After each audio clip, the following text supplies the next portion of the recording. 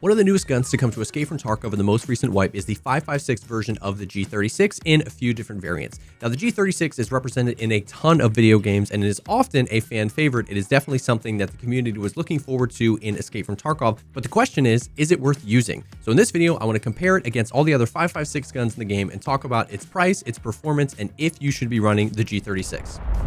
So what I've got here is basically a representation of every major category of 5.56 gun in the game. We've got a few G36s, we've got an AK-101 representing the AKs, the SCAR L, the 5.56 MDR, and of course an M4. So when we talk about if the G36 is worth using, it has to A, be at least a pretty decent and functional gun on its own, B, either perform better than the alternatives, or C, be pretty significantly cheaper than the alternatives. So we've got a little bit of everything here and we're going to compare them all. First, I want to talk about performance because I feel like that's what everybody's itching to know is how does the gun feel? And then later when we talk about price and stats and stuff like that, it's really going to inform that conversation once you know how these guns perform relative to the other ones. So to show off how a gun performs in Escape From Tarkov is kind of hard. These tests can only be, so scientific. A, because how a gun feels to you, you're just not really going to be able to tell until you actually shoot it.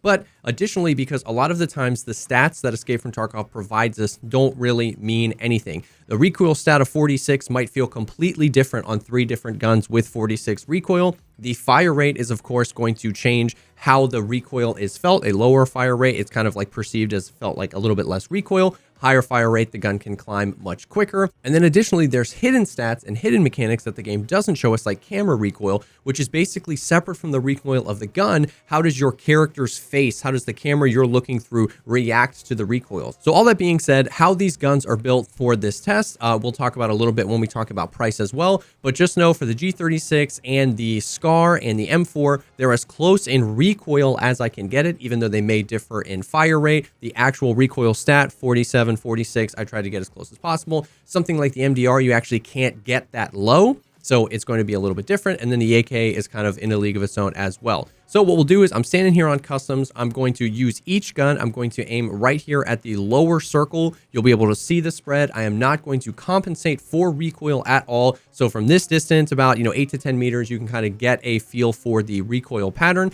Additionally, the ammo I'm using is M855 because it doesn't have any recoil modification. 55A1, 995, all these things will add or reduce recoil a little bit. So M855 has no recoil modification on it. So this is just as stock standard as it gets. So we'll go through all the guns and then we'll talk about them.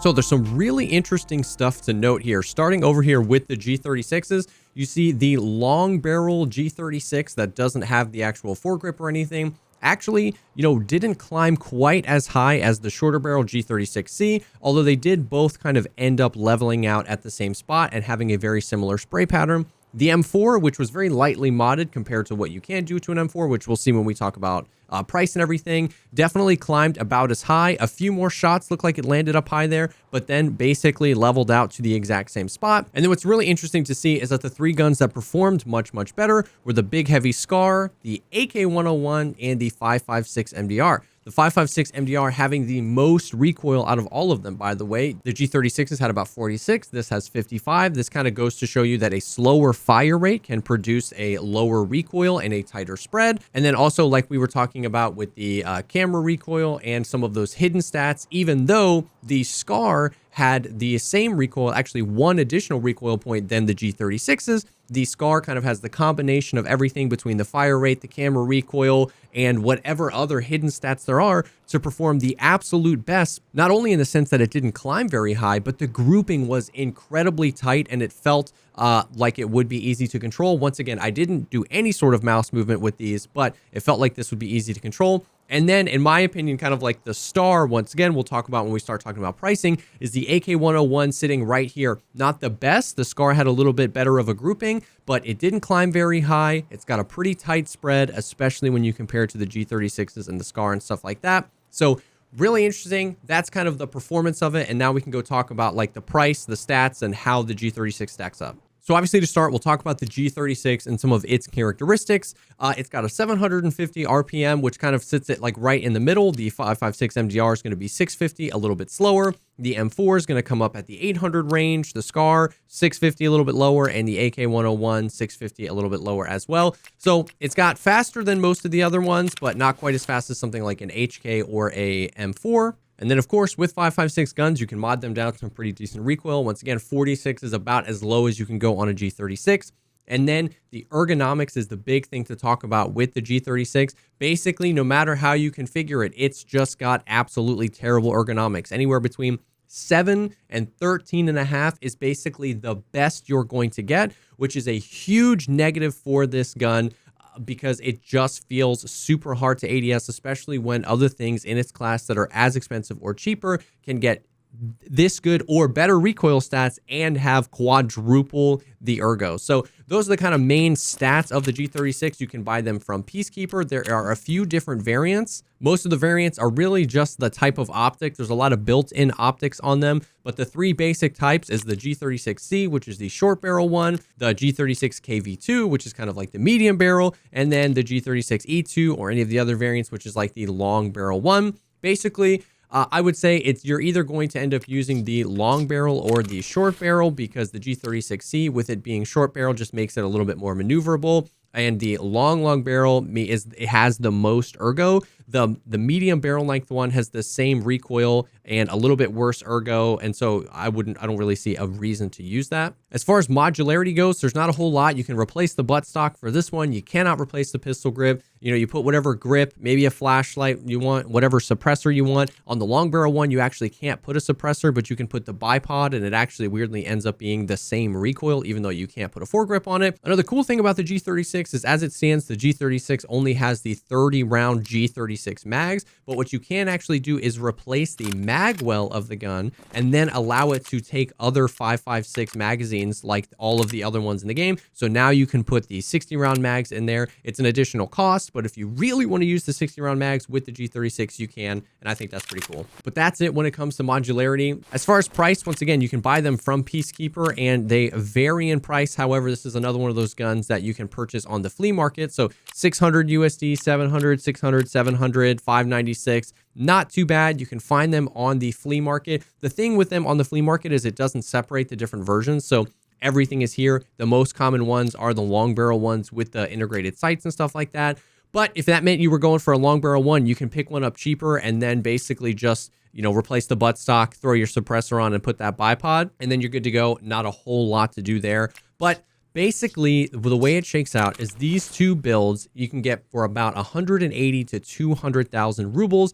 If you can unlock the Sacred Suppressor and the RK. It doesn't really matter the attachments, because if I used a cheaper suppressor, I would be able to pass those savings on to every single one of these guns, because I could use that cheaper suppressor there too. If I was using a cheaper foregrip, I could pass those savings on to every single one of these guns. So you might be able to build it for cheaper than 180 to 200K, but for this build, for the meta build, the best in slot recoil, it's about 180 to 200K. Now, we compare the performance of that what you just saw, and the stats of that to these guns. Now, all of these guns, like you might wonder why I built the M4 this way, all of these guns were purchased for 180 to 200,000 or cheaper. So for instance, the M4 here, that's pretty lightly modded. This still has the Colt buffer tube. This still has the regular M4 upper receiver. I didn't even use the RK2 on here because I was trying to get the recoil close.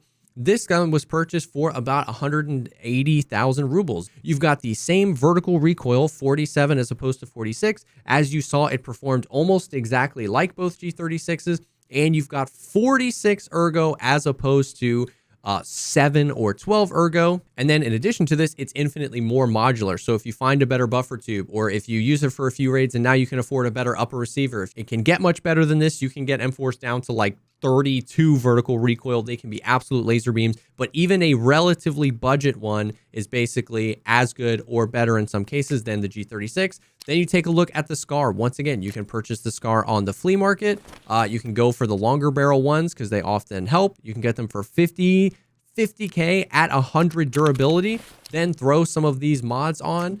We have to swap the suppressor over because I don't have enough Saker suppressors to go around.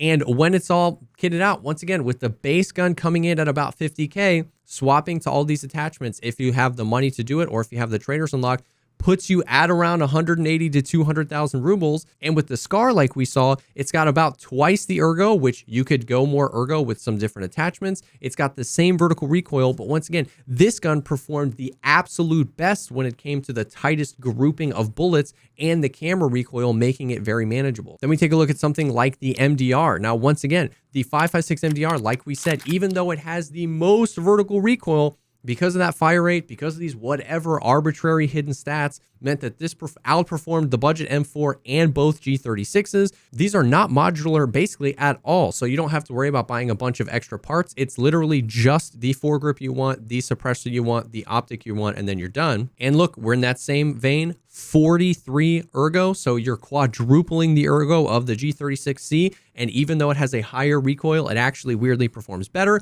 These are very expensive from Peacekeeper for some reason, like 1100 USD, but again, 100 out of 100 for 60,000 rubles or less on the flea market makes this right up in there as cheaper, probably 150 to 180K, and performs better. I would take this over G36 every time. And then the sleeper, in my opinion, which is one of the best 5.56 guns in the game, which is the AK-101. So this is not a best in slot AK-101. This is a budget AK-101. You can get everything here, including the gun, for about 150 to 160,000 rubles with the barter for the Thunder Beast suppressor. And now you're coming in at 42 vertical recoil, so much lower than the 46 of the G36. 47 ergo, really high ergo. And once again, this is not best in slot. If we open up the preset system and we wanted to build a meta 101, which would still only cost you about the 200,000 ruble mark, now we're looking at 37 vertical recoil and still 38 to 40 ergo. So now we're in the realm of like meta M4 stats, which you can spend like 350,000 rubles on. And this gun comes in for about 180 to 200,000 rubles. High ergo, very low recoil. It feels really good to shoot. Also very high muzzle velocity, 991. So if you're sniping, if you put a voodoo on this, you can go for crispy one-tap shooter born in heaven shots. It's cheap, it's fun. Really the only thing it has going against it is the fact that you can only purchase 30-round mags for these. But other than that, the AK-101 is hugely slept on and more affordable. So that's the G36 compared to the other guns. I just don't know what situation I would pick the G36 over any one of these other guns. If I wanted to spend the money, and if I had money and I wanted the best 5.56 gun, I would just uber mod out an M4. I've also heard the HKs are feeling better this wipe too. If I wanted to go ultra budget, in my opinion, there's no better budget 5.56 gun than an AK-101 because the base gun is so cheap and available. If I want the absolute best feeling recoil, you mod out a SCAR, and even the 5.56 MDR. You can find these, you can take these off people. They're just fun, in my opinion. This is more fun than a G36, and it outperforms it. So that's kind of where we're at with the G36. I'd love to see a buff to the ergo, maybe to some of the stats, the base stats, the camera recoil, all this hidden crap that we can't see. But where it stands right now is I don't really know why you'd pick that over any of these other 5.56 guns. So that's kind of it. I hope that helped. I hope it broke everything down and kind of like gave you some stuff to work with. You know, you decide if you want to go use the G36.